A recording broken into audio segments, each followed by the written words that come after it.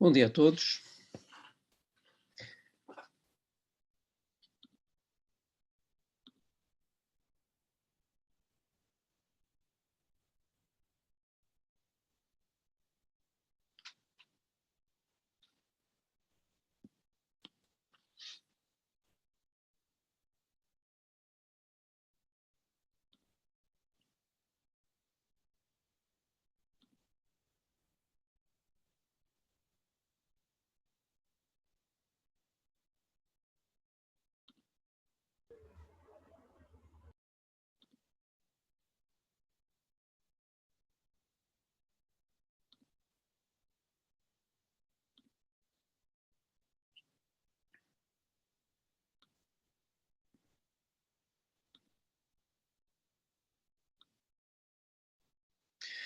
Bom dia.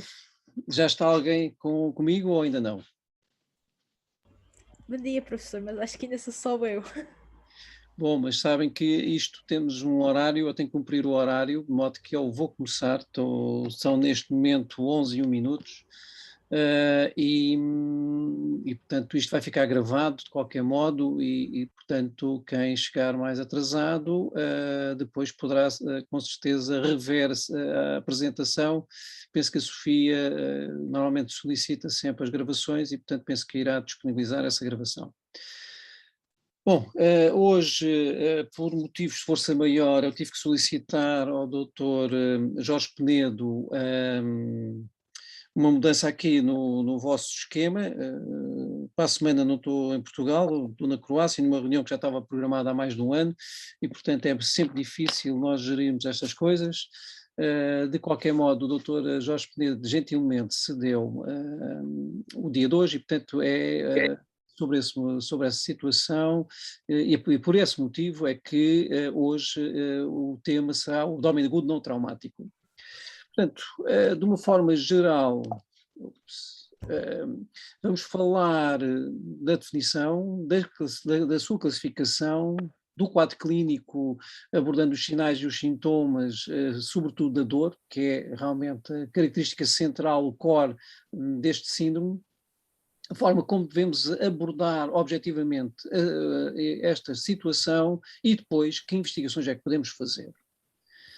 Em termos de definição, podia trazer, enfim, eu lembro-me anteriormente, quando apresentava esta aula, falava em 2 ou 3 definições, acho que não acrescentava qualquer valor, apenas servia para gerar mais confusão e, portanto, optei, desde o ano passado, por apresentar apenas uma única definição.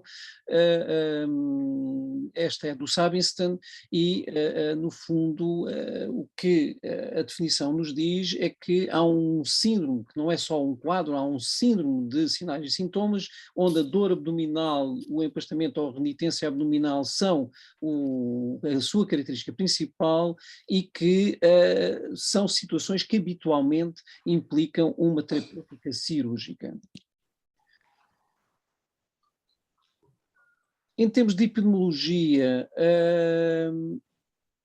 é uma situação, é talvez a situação mais frequente de admissão na urgência de causa cirúrgica, com 5 a 10% dos casos. Aquilo que está reportado na literatura continua a ser uma das principais, se não a principal causa de admissão nos Estados Unidos e, sobretudo, aquilo que é importante é que o seu diagnóstico inicial, em mais de 50% dos casos, é incorreto. Ou seja, aquele diagnóstico com que o doente entra, em mais de 50% dos casos, vem-se a comprovar que não corresponde à realidade. Trago-vos também este estudo aqui, um estudo nórdico que já tem alguns anos, mas que tem uma casuística significativa e, sobretudo, para vos chamar a atenção de que mesmo situações que são depois exaustivamente estudadas na urgência, mais de 30% dos casos não se chega a um diagnóstico. Portanto, aquela ideia que muitas vezes se tem que o doente entra e nós temos que chegar a um diagnóstico, isso não é verdade. Efetivamente, a maioria dos casos não chegamos a um diagnóstico, ou pelo menos não chegamos a um diagnóstico nesse episódio inicial de admissão. Depois há aquelas entidades nosológicas mais características e mais frequentes, como a apendicite aguda ou colcistite, já cá mais abaixo, com 28 ou 30 ou 10% dos casos. E por aí abaixo com as oclusões, as perfurações, a pancreatite e outras situações. Tendo em conta as etiologias, é preciso sempre ter em conta dois fatores importantes, a idade e o género. Por um lado, em relação à idade, vamos pensar no jovem adulto ou no adolescente, provavelmente o quadro de dor abdominal, temos que pensar sempre na apendicite aguda, independente da sua apresentação inicial. No adulto já não é tão assim, temos que pensar noutras situações, não é que a apendicite não possa ocorrer, mas efetivamente temos que pensar noutras situações, como a colcistite, a oclusão intestinal, a isquemia intestinal, divertículo, etc. No fundo, estamos aqui perante um conjunto de quadros que se enquadram em 4, 5 grandes grupos. A infecção, a oclusão, a isquemia, patologia vascular e a perfuração. Se atendermos à sua localização, podemos definir uma classificação em que, para além destes 4 quadrantes, eu acrescentaria o epigastro e o hipogastro, e em que no hipocôndrio direito, ou quadrante superior direito, provavelmente temos que pensar naquilo que é mais frequente, e aquilo que é mais frequente é a cólica, a colcistite aguda, mas também temos que pensar noutras situações e até mesmo numa situação que não é abdominal, como por exemplo uma pneumonia da base, um pneumotórax, uma situação que muitas vezes aflige o doente que chega, e muitas vezes com um quadro muito frustro inicial, mas com muita dor, que é o herpes zoster, e depois também as situações relacionadas com patologia do cólon ou mesmo do rim. A nível do epigastro, sem dúvida nenhuma, as duas entidades mais frequentes é a úlcera gastroduodenal, portanto a úlcera péptica, e a pancreatite, sobretudo no adulto ou no idoso. Depois, efetivamente, continuamos a ter que pensar nas patologias das vias biliares, no esófago, não esquecendo aqui também as extra-abdominais, como é o caso do infarto da base, ou infarto inferior, infarto do miocárdio inferior, que pode simular um quadro de abdômen agudo, ou até um quadro de pericardite. E depois as situações catastróficas como a ruptura ou disseção do aneurisma da aorta ou uma isquemia intestinal. A nível dos quadrantes superiores esquerdos, poderemos pensar efetivamente, no fundo, em todas as patologias que já anteriormente referimos, incluindo o estômago e o duodeno, aqui associando algo que tem a ver com a localização, que é o baço. Há situações de abdômen agudo relacionadas com um infarto, por exemplo, do baço, ou com uma ruptura do baço. Há rupturas espontâneas do baço e, portanto, não podemos esquecer essa situação, sobretudo num doente em choque. Depois as pneumonias, portanto, as causas do quadrante torácico e, portanto, não do abdômen, e as situações, a pancreatite também pode se manifestar, ou uma pielonefrite ou uma litíase renal. Pode, efetivamente, num quadro inicial, dar a dor neste quadrante. A nível da fossa ilíaca direita, ou quadrante inferior direito, a apendicite domina, efetivamente temos que pensar sempre perante um quadro de dor abdominal localizada a este quadrante na apendicite aguda, mas temos que pensar também em outras situações, sobretudo na mulher, em todas as situações, incluindo a gravidez ectópica, a doença inflamatória intestinal e depois todas as situações relacionadas com o intestino, como por exemplo a diverticulite, até mesmo uma gastroenterite, e não esquecer nunca o suspeito de uma hérnia inguinal ou crural, femoral, que possa estar estrangulada e que está a dar dor por ter nesse estrangulamento interessar uma ânsia de delgado e estar a condicionar a dor, e nós não percebermos se não observarmos o doente na sua globalidade, incluindo as regiões inguinais. A dor a nível periumbilical, num quadro inicial de apendicite, pode, efetivamente, é uma dor mais difusa, mas é uma dor que ocorre a nível da região periumbilical. As oclusões estão muitas vezes relacionadas com dor a este nível, ou até mesmo uma simples gastroenterite. Depois, enfim, as outras situações catastróficas que normalmente cursam com um quadro de choque e, portanto, uma situação de emergência. A nível do quadrante inferior esquerdo, Normalmente, no adulto, nós pensamos na diverticulite, sobretudo a nível da diverticulite da sigmoide. É evidente que temos todas as outras situações, continuamos a ter o risco de ter que excluir todas as situações do foro ginecológico, nomeadamente a gravidez ectópica, e também a história das hérnias que vos referi anteriormente. Por fim, a região do hipogastro. Efetivamente, na região do hipogastro, nós temos, continuamos a ter todas as situações referidas anteriormente, nomeadamente as de causa ginecológica. A diverticulite também se pode manifestar com uma dor nesta localização. Efetivamente, o que não podemos esquecer é que também existem um quadro que é muito frequente os cirurgiões verem na urgência, porque a medicina passa para o cirurgião dor abdominal e que nós depois chegamos à conclusão que a situação que estava patente era uma infecção urinária. Depois, por fim, aquelas que habitualmente nós definimos um pouco como causas médicas. É aquela dor difusa, incaracterística, um abdômen mais ou menos distendido e que cursa muitas vezes associada a situações de gastroenterite. Efetivamente tem todo um outro conjunto, como por exemplo uma oclusão ou uma peritonite, pode dar esta dor difusa, mas aí há já um quadro de abdômen agudo e efetivamente nessa situação pode ocorrer uma dor generalizada, mas aí com outras características. De uma forma geral, eu trago-vos aqui um quadro que até vem em português porque o autor é brasileiro e é o mantivo o quadro original. O autor, nesta situação, divide um conjunto de síndromes relacionando-os com processos inflamatórios, processos obstrutivos, processos de perfuração e processos hemorrágicos ou vasculares. E, portanto, efetivamente, temos aqui aqueles 4 grandes grupos que eu referi inicialmente, com todas as patologias mais ou menos referenciadas. Atenção, isto não é para decorar, é só para vocês terem uma noção do que é que nós podemos encontrar em termos de abdômen agudo.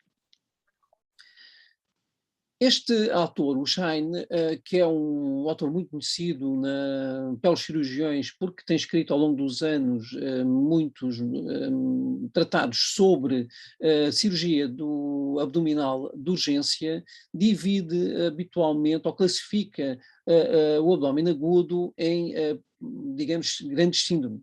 E eu trago-vos aqui só para terem uma noção que, efetivamente, para um cirurgião temos que distinguir, efetivamente, estes grandes síndromes. Por um lado, a dor abdominal associada ou não ao choque, a peritonite generalizada ou, pelo contrário, a peritonite localizada, a oclusão intestinal e todas as doenças médicas, entre parênteses, que efetivamente são doenças, ou seja, todas as patologias que não requerem a cirurgia.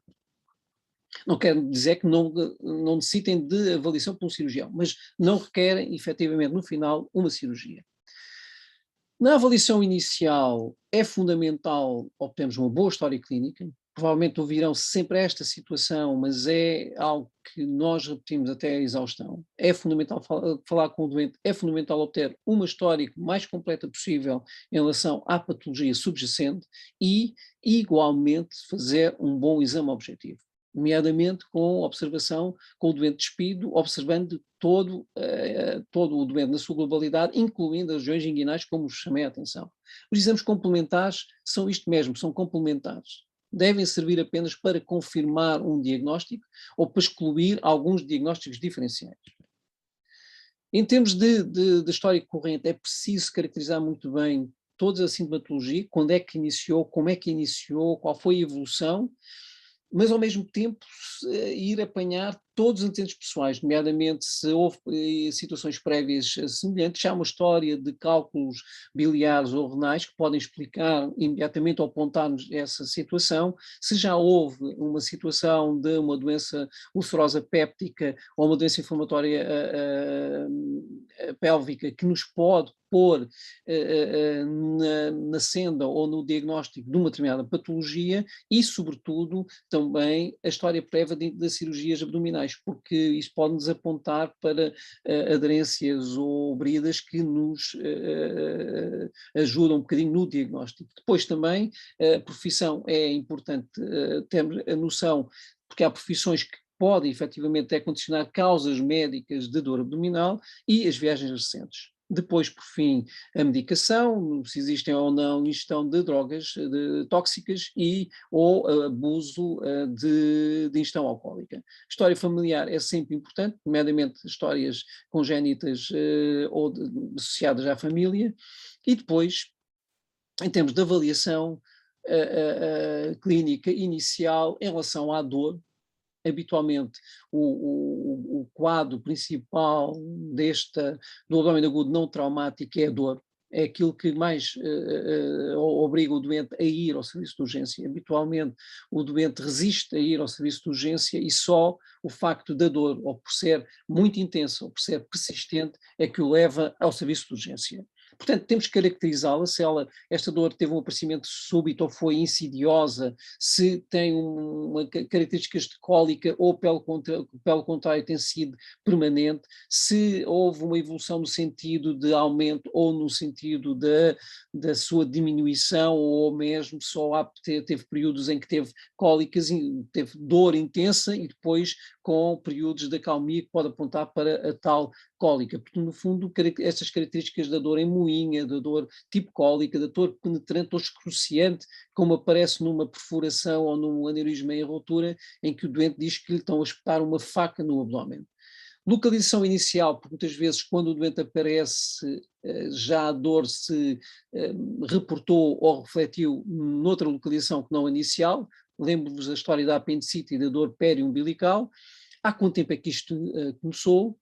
Se teve ou não algum episódio de irradiação ou apareceu de novo e houve uma mudança da localização.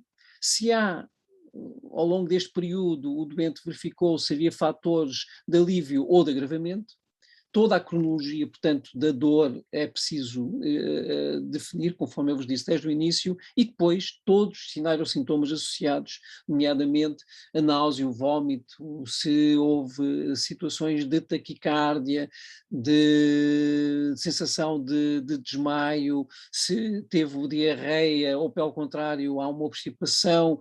Tudo isto é importante para nós apontarmos depois para um diagnóstico.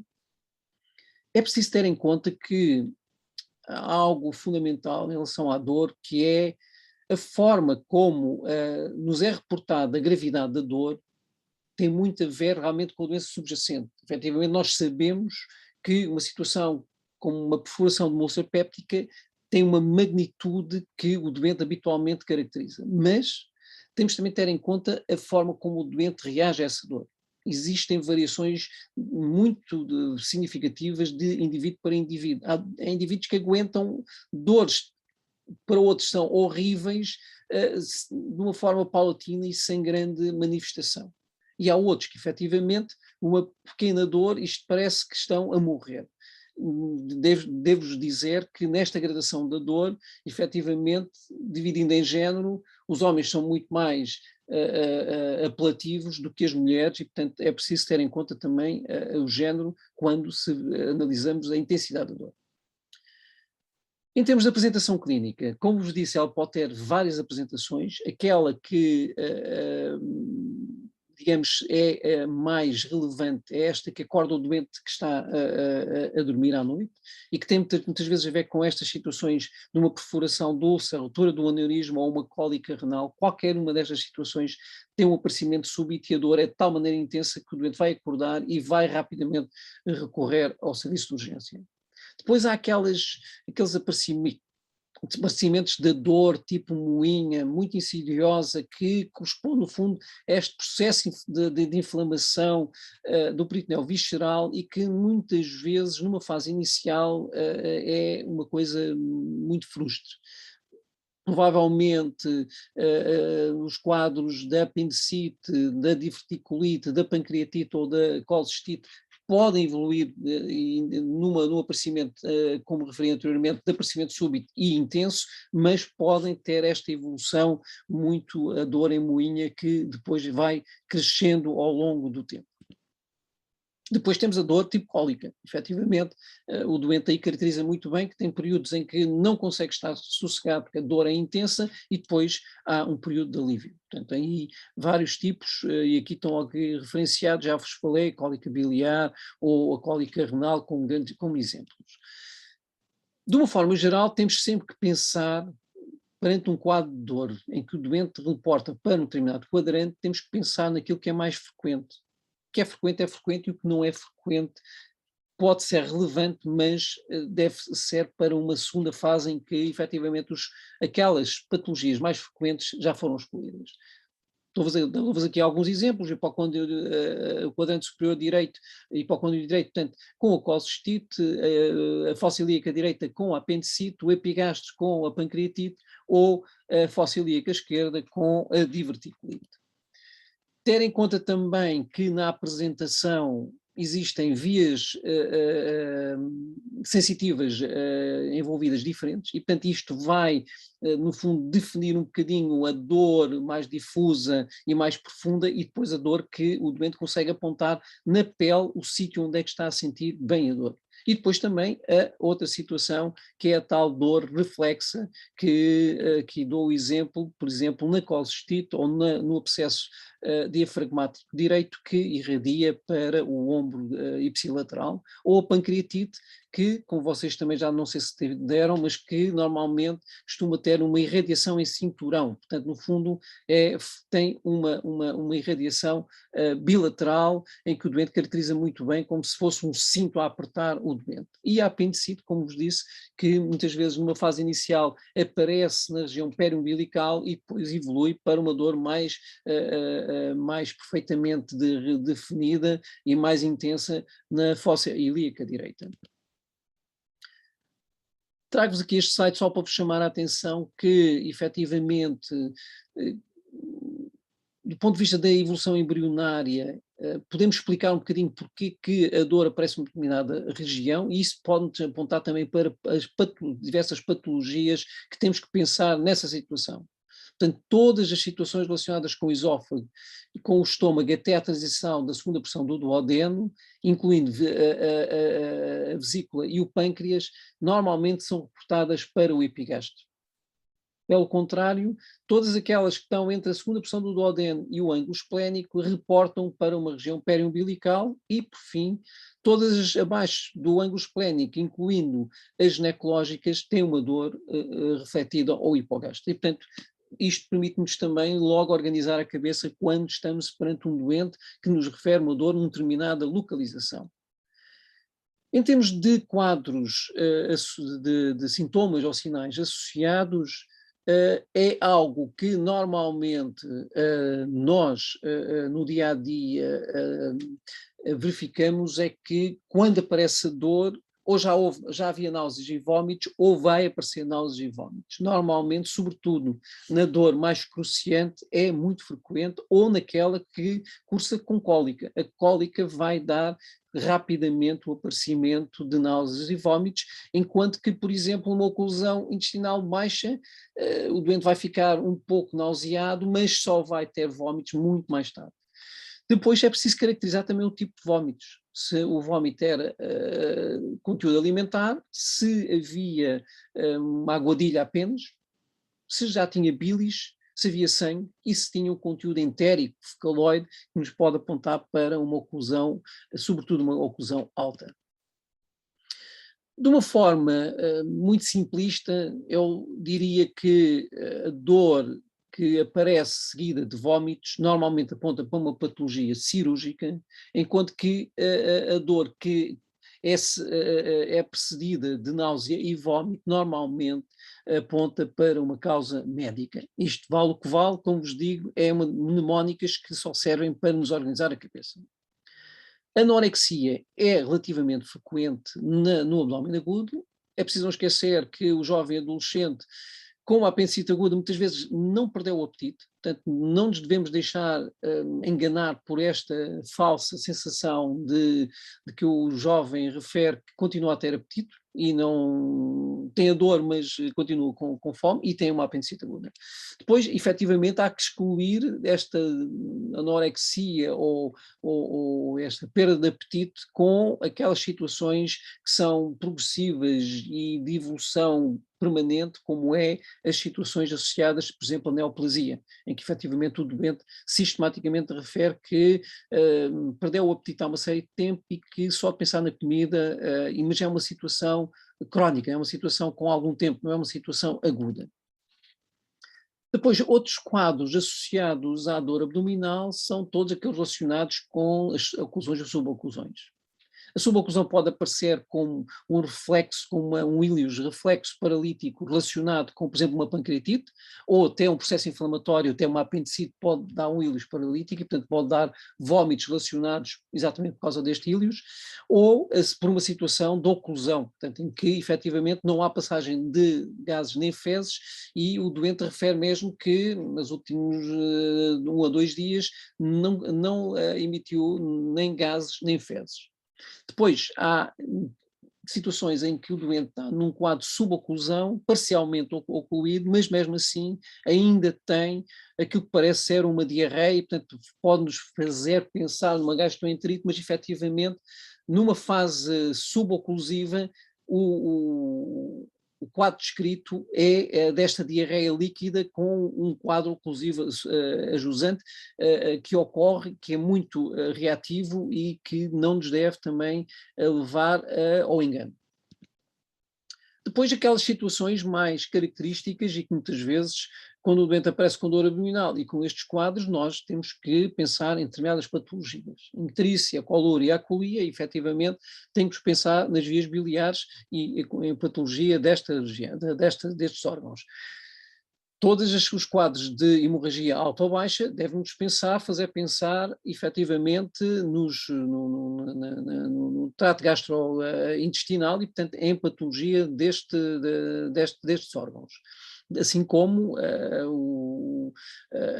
a urgência, o ardor ou a hematúria que nos aponta para uma eventual infecção urinária e depois aqueles quadros mais gerais ou sistémicos, como eu digo, de febre, suor, sudorese, em que efetivamente aponta para um processo já sistémico e com alguma repercussão. Não esquecer que nos doentes imunocomprometidos, por vezes, esta reação inflamatória está ausente. Também outro grupo são os idosos. Os muito idosos podem não apresentar um quadro muito floreado e estarem em choque, mesmo não apresentando esse quadro de hipotensão, taquicardia, etc. Depois também situações que cursam com bacteriemia ou choque séptico, em que efetivamente todos os quadros normalmente se associam a um padrão característico, hipotensão, taquicardia, sudorese, febre ou outras situações. Na mulher, é fundamental termos uma boa história ginecológica, perceber se houve alguma alteração do ciclo menstrual. Nós aqui, um aspecto importantíssimo, um diagnóstico importantíssimo é a gravidez ectópica e, portanto, é preciso ter em conta essa situação e também outras situações, se a doente tem um DIU, se tem uma doença ou já teve uma situação de uma doença inflamatória pélvica, que nos pode apontar para a patologia dessa região.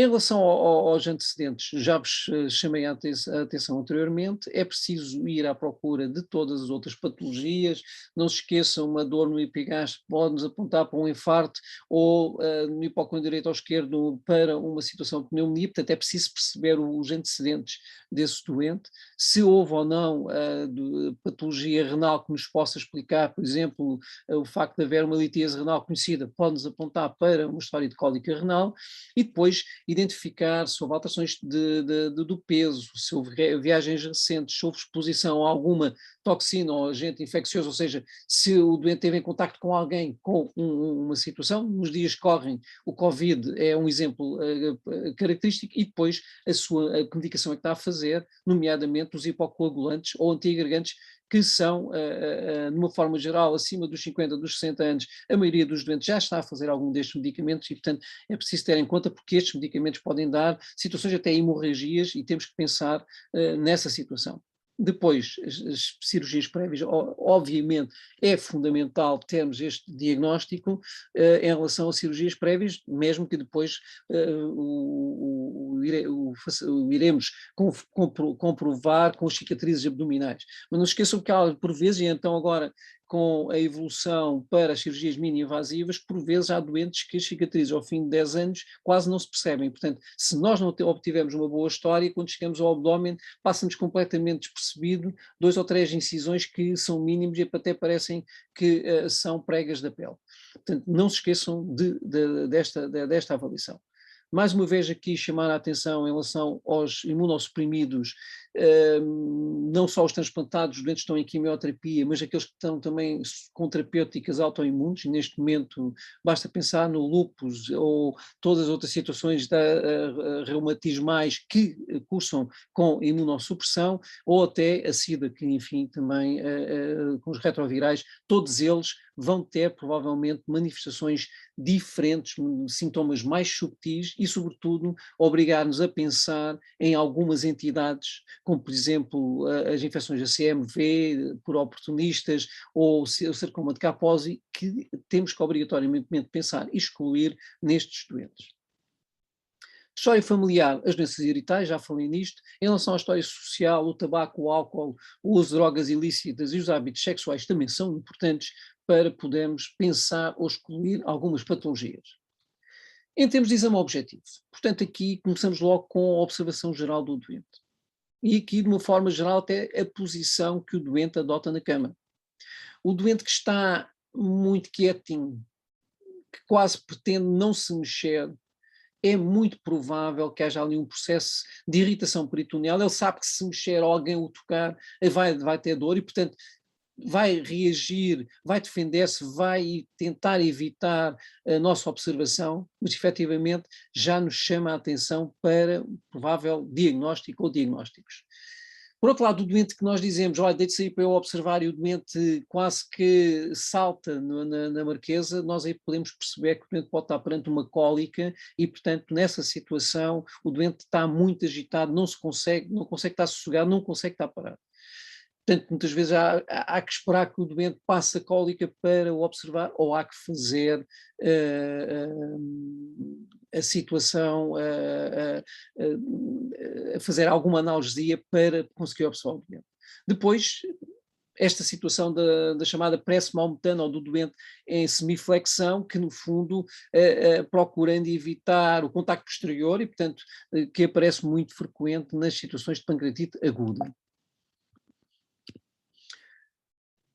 Efetivamente, já vos falei também, temos que ter em conta e estar atentos a alguns sinais de alerta. O quadro de choque sistémico com palidez, hipotermia, taquicardia, hipotensão, deve-nos chamar logo a atenção de que estamos perante um doente que corre o risco muito rápido de uma evolução catastrófica e, portanto, há que acelerar a avaliação deste doente. Depois, não esquecer nunca a dor abdominal que pode vir ou provir de patologia do tórax. Já vos falei, pneumonia, o infarto agudo do miocárdio, pericardite, são tudo situações que podem, e portanto, obrigar-nos a uma avaliação cuidadosa da parte cardíaca e pulmonar. O exame ginecológico sempre fundamental ser feito em toda a mulher com dor abdominal, sobretudo os quadrantes inferiores, e o exame retal e das regiões inguinais em todos os doentes. É preciso observar o doente de cima a baixo. Como vos disse anteriormente, vamos logo à procura na inspeção das cicatrizes. Muitas vezes elas podem estar mais ou menos camufladas. Como vos digo, as cicatrizes de laparotomia normalmente são visíveis, as de laparoscopia às vezes não são tão perceptíveis. Por outro lado, também procuramos ver logo numa inspeção se existe alguma lesão evidente, se existem massas, se há distensão abdominal, que nós temos um abdômen muito globoso, se existem movimentos de reptação que são muito pouco frequentes atualmente, até porque os doentes, na maioria, são todos obesos ou quase obesos e, portanto, muito dificilmente conseguiríamos ver estes movimentos de reptação. Se há pulsações visíveis, um doente muito magro podemos ver até uma aorta normal a pulsar, a transmitir essa vibração através das vísceras e atingindo a parede abdominal. Se existe alguma hérnia ou uma protusão herniária que nos chama a atenção ou que nos pode pôr no diagnóstico da patologia subjacente.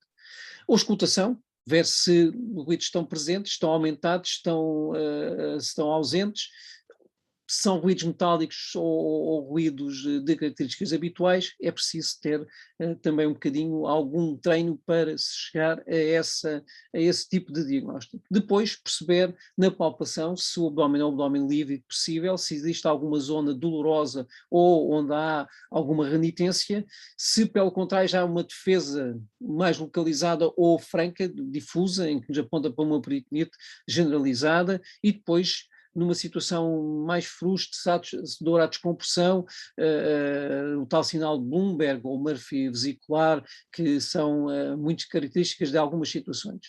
Portanto, a peritonite numa perfuração do sepéptico normalmente caracteriza-se por um ventre em tábua, portanto é como se nós estivéssemos a palpar uma mesa, portanto o doente não deixa nós palparmos nada e portanto há uma contratura absoluta e depois em termos de percussão, é evidente, não vamos percutir um doente com um abdômen agudo e com uma contratura ou uma defesa abdominal, mas no doente que está muito distendido, perceber se há realmente um timpanismo generalizado, se existem aquilo que nós chamamos o diagnóstico na ascite da onda líquida com maciçez nos flancos e timpanismo central.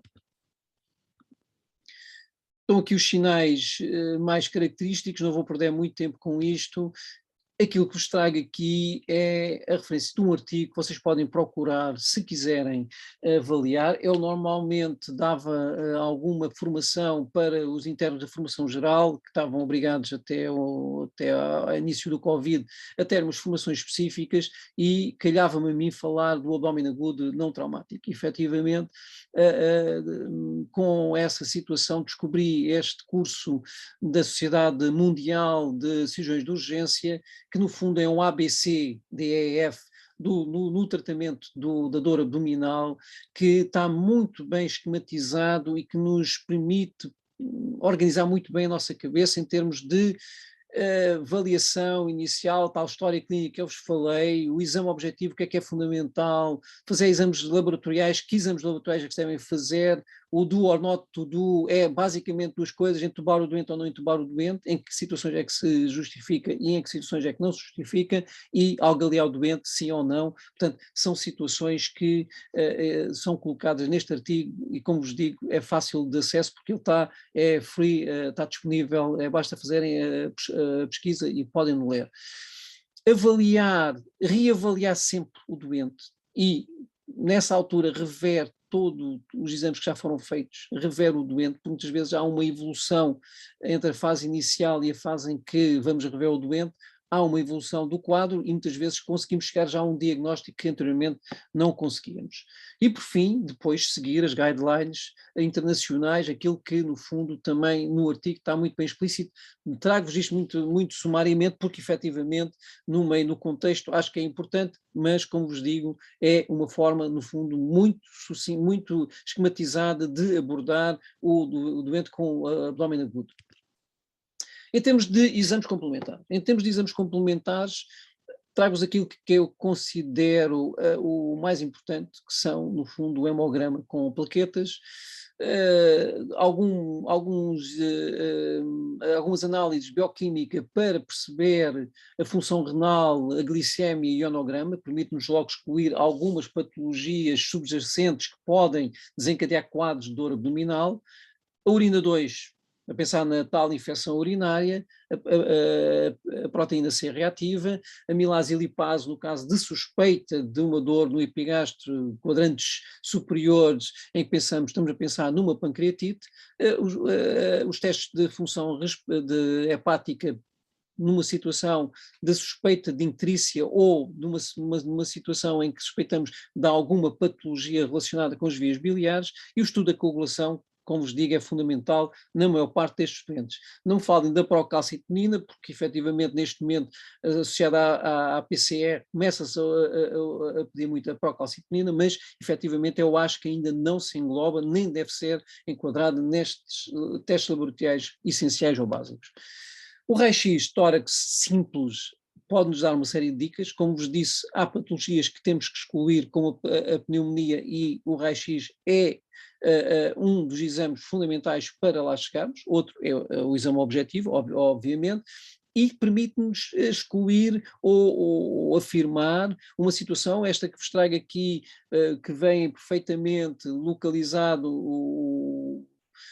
ar sobre, abaixo do diafragma bilateral, poderia apontar para uma perfuração de bicha oca, mas não se esqueçam, um doente que foi operado, por exemplo, por laparoscopia, nas 24 horas a seguir ou 48 horas a seguir, pode apresentar este quadro. E, portanto, não significa por si uma perfuração, dado que o que acontece muitas vezes é que nós insuflamos CO para dentro do abdômen e muitas vezes algum dele fica retido e vai para os quadrantes superiores. Também chamar a atenção aqui em relação a esta situação que num doente com uma suspeita de perfuração de bicha oca, em que vamos fazer um raio-x tórax com visualização das cúpulas e temos que pedir raio-x do tórax com visualização das cúpulas, é preciso o doente que fique semi-sentado ou sentado durante pelo menos 10 minutos, um quarto de hora. Senão, podemos não observar isto, porque se o doente tiver em decúbito dorsal, não se vai ver o ar acumulado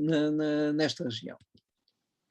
O raio-x de abdômen simples também é um raio-x fundamental, pode-nos mostrar níveis líquidos, pode-nos mostrar a tal ânsia sentinela da pancreatite, por exemplo, pode-nos mostrar cálculos nas vias biliar ou na vesícula, ou uma aerobilia, numa situação de um doente que já foi operado ou que tem uma derivação, ou que tem uma fístula biliodigestiva, pode efetivamente cursar com esta situação, ou até mesmo calcificações arteriais. Há doentes que, quando fazem um raio-x de abdômen, nós vemos a árvore arterial toda, porque os doentes têm uma doença aterosclerótica grave e essa calcificação das artérias é expressa no raio-x de abdômen. Portanto, como vos digo, é um exame simples que pode ser muito útil para a avaliação diagnóstica. Depois a eco e o TAC abdominal, cada vez mais nos dias que correm, são exames fundamentais aos quais nós recorremos com alguma orientação para chegar a um diagnóstico.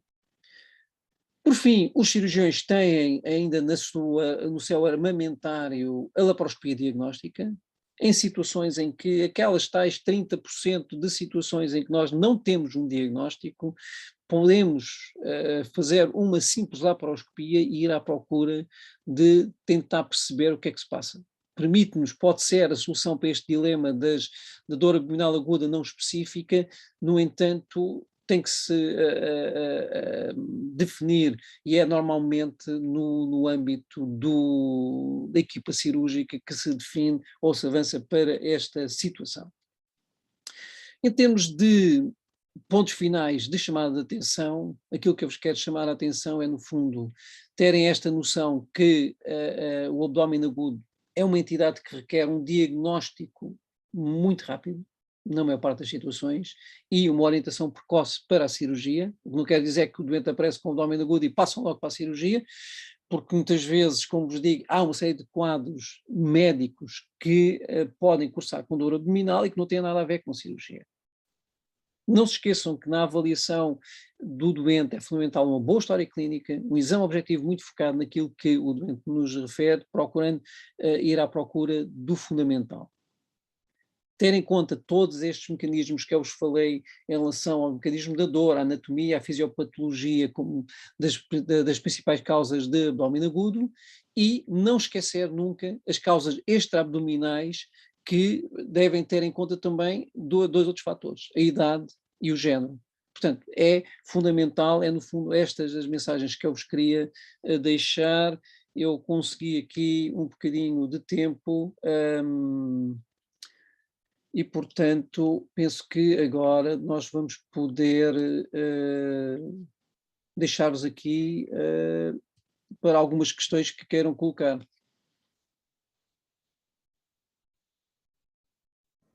Professor, eu não percebi muito bem o que era a ANSA sentinela. ANSA sentinela.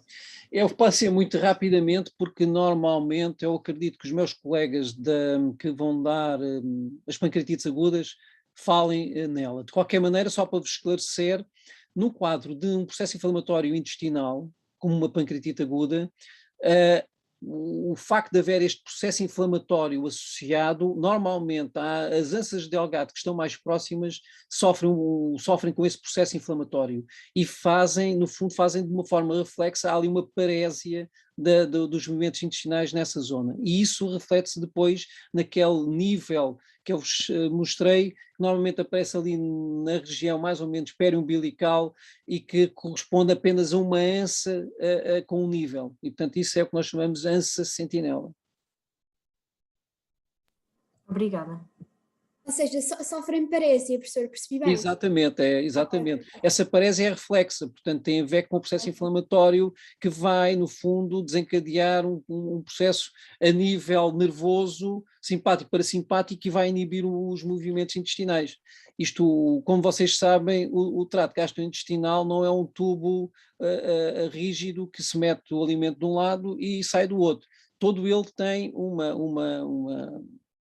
uma situação de funcionamento relacionada com o simpático parasimpático, em que existe uma coordenação desde da comida que chega à boca até a sair pelo ânus. Há todo um conjunto de movimentos que depois podem dar origem a patologias, sei lá, por exemplo, no esófago, se não houver os movimentos de sincronismo das ondas, aquilo pode haver ondas terciárias que não permitem a migração ou passagem do alimento de cima para baixo de uma forma flu, e isto vai se traduzir depois em espasmos, em dor, e o doente muitas vezes aquilo que refere é a sintomatologia que tem, até parece muitas vezes que tem uma disfagia, uma oclusão do esófago, e não é uma situação funcional. Portanto, isto é só para vos dar um exemplo de uma situação que poderia efetivamente cursar e que, no fundo, tem a ver, isto falei-vos do esófago, no estômago é a mesma coisa, há uma série de atos que têm muito a ver com, primeiro, aquela fase inicial de trituração dos alimentos, ou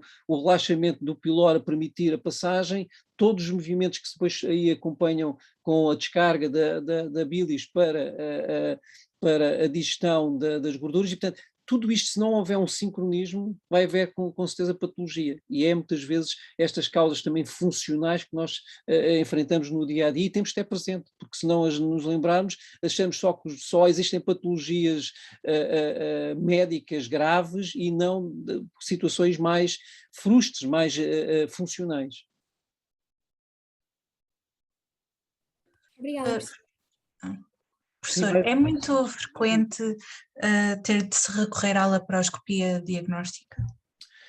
A laparoscopia diagnóstica é, no fundo, mais um armamentário que apareceu nos últimos 20 anos, 30 anos, com o advento da laparoscopia. Anteriormente nós não tínhamos. O mais próximo que tínhamos anteriormente era, perante uma suspeita de hemorragia digestiva, de hemorragia intraperitoneal, um doente que sofreu um traumatismo, nós não sabíamos muito bem se havia sangue ou não no abdômen. Muitas vezes o que fazíamos era uma mini laparotomia, metíamos um tubo e fazíamos lavagem intraperitoneal. E, portanto, na altura, há 30 anos, uma ecografia não estava disponível em todos os serviços de urgência, o TAC ainda menos. Neste momento deixou de ter justificação essa situação. E, portanto, nessas alturas nós fazíamos isso, e em algumas situações, enfim, era muito, digamos, era 50-50, 50% das situações podiam efetivamente vir a demonstrar uma situação aguda de hemorragia intraperitoneal e pôr-nos a caminho do bloco, outras vezes não. Nos últimos anos, com a experiência que se foi ganhando da laparoscopia, todas as equipas cirúrgicas têm experiência de laparoscopia e, portanto, passou a ser, naquelas situações de diagnósticos difíceis, aquela dor abdominal dos quadrantes inferiores, na mulher, por exemplo, que na mulher obesa, 40 anos, que pode ter toda uma série de situações associadas, desde do ponto de vista ginecológico, digestivo, relacionado com um apendicite até, ou com uma diverticulite ou outra situação qualquer. Muitas vezes nós não sabemos muito bem, fazemos uma série de exames e continuamos na dúvida o que é que se passa. Habitualmente, antigamente, aquilo que nós fazíamos era uma laparotomia mediana. Portanto, isto era uma das perguntas clássicas que eu costumava fazer aos vossos colegas internos da especialidade, era qual era a abordagem que ele tinha numa situação, no caso de um quadro destes clínico. E, efetivamente, nessa altura, era a laparotomia. quando, com o advento da laparoscopia, passamos a ter a laparoscopia, e, portanto, mete-se um tubinho ou mete-se duas portas e rapidamente conseguimos fazer uma avaliação sumária da cavidade pélvica.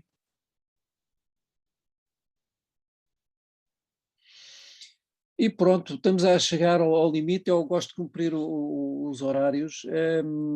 De qualquer maneira, portanto, como vos digo, esta minha apresentação foi gravada. Eu vou enviar o link para a Sofia, e portanto é só depois pedirem à Sofia. Os slides também irão estar disponíveis, e portanto alguma dúvida também, penso que o meu mail está disponível, é só enviarem para mim alguma questão que queiram colocar, está bem? Obrigada, Obrigada, professor. professor. Tá. Bom resto de dia e até à próxima. Obrigada, professor. Bom Igualmente. dia. Obrigada, professor.